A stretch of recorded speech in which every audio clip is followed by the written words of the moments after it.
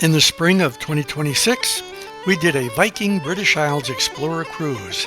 We hit ports in London, Dover, Liverpool, Dublin, Belfast, Holyhead, Ullapool, the Orkney Islands, Edinburgh, Aberdeen, the Shetland Islands, and ending in Bergen, Norway. Sometimes you gotta wonder why the Viking tours stop at some of these little places. But there always turns out to be something interesting here. Near the dock is the Skinner's Monument, built in 1834 to honor Captain John Skinner, a highly respected Royal Navy veteran and longtime commander of the Holyhead to Dublin mail packet ships, who tragically drowned when he was washed overboard during a severe storm in 1832. Beaumaris, hopefully pronunciation is correct, was originally a Viking settlement known as Port of the Vikings.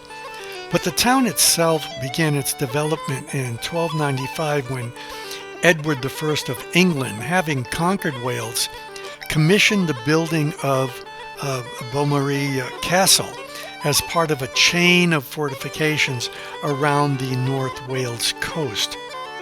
So although there isn't much in the town itself, it turns out that it was pretty important to King Edward I. After he got done proving to the Welsh that he was their new boss, he started to build the castle. But as it turned out, the castle became known as the greatest castle never built. That's because its construction was abruptly halted before completion. Despite remaining an unfinished masterpiece, it is considered the pinnacle of medieval military architecture due to its near-perfect, highly advanced concentric design. The statue is of Master James of St. George, King Edward I's master architect and military engineer. He was the brilliant mind behind Edward's great ring of Welsh castles. The deep moat on the way in is designed to be filled by the tides from the nearby Menai Strait.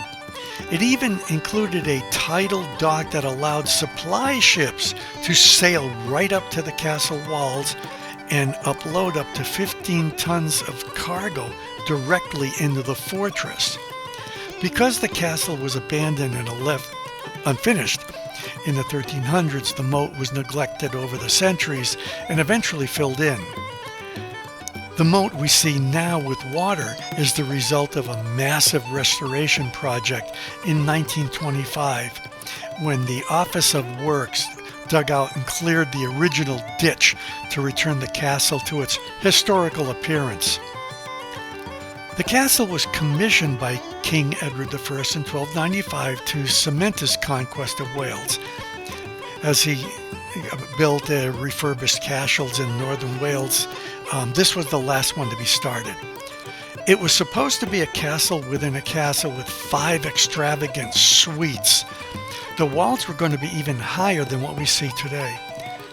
There was supposed to be a whole additional story with the towers to be 3 stories high, with fully enclosed roofs and defensive turrets.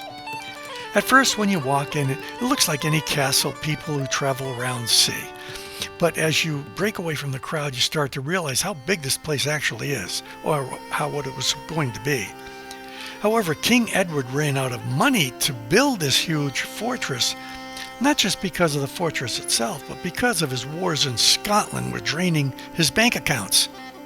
It got so bad that he started paying the builders in leather tokens, kind of medieval IOUs, rather than silver coins. You can imagine how well this went over. Construction essentially stalled by 1330, and the inner towers and southern gates never reached their intended heights, and part of the outer defenses were never built at all. These cross-shaped incisions are arrow slits. They're known as arrow loops, and they're specialized openings designed for medieval archers and crossbowmen to fire upon attacking enemies while remaining safely protected behind the thick stone walls. The castle was built on a marsh and that is where it found its name. The Norman French builders called it Beaumaris, and again, I'm sure I'm not pronouncing that correctly, but it translates to fair marsh. Edward I chose the flat coastal plain as the place to build the castle, but there were already people living here, but that didn't bother the king.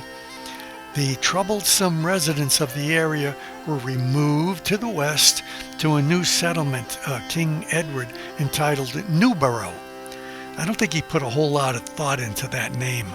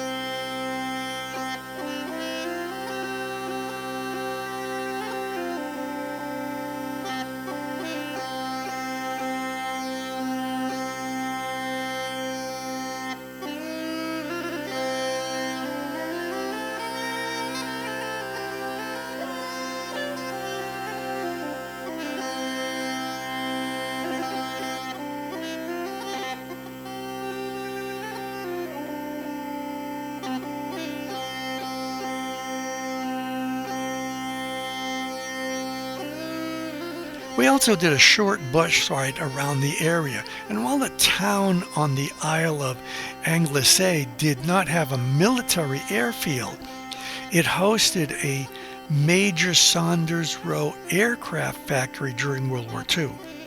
This facility was primarily used to convert and maintain the Catalina flying boats. On the west side of the island, there is an area known as the RAF Valley, and it has been active since 1941 and continues to serve as the Royal Air Force's primary station for basic and advanced fast jet training.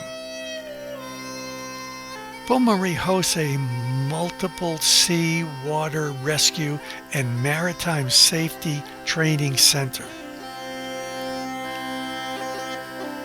Following Edward's decisive 1282 to 1283 conquest of Wales and the implementation of the very strict Statute of Rhuddlan, hopefully I'm pronouncing that correctly, which subjected Wales to heavy taxation and English rule, the Welsh fiercely resisted their new overlords.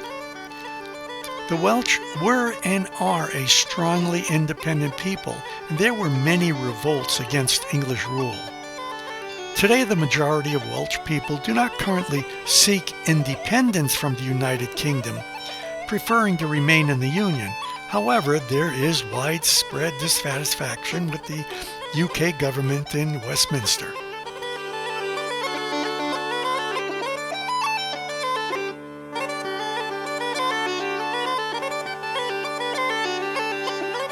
On to Belfast.